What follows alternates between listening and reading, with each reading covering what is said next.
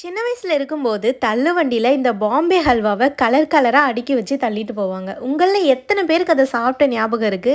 இன்னைக்கு அதே பாம்பே ஹல்வாவ அதே டேஸ்ட்ல வீட்லயே எப்படி செய்றதுன்னு பார்த்துடலாமா? இதுக்கு ஒரு பேன் எடுத்துக்கோங்க. அதில 2 கப் அளவுக்கு சுகர் சேர்த்துட்டு, அதுக்கு ஈக்குவலா 2 கப் அளவுக்கு தண்ணி சேர்த்துட்டு, இத நல்லா கொதிக்க விட்டுருங்க.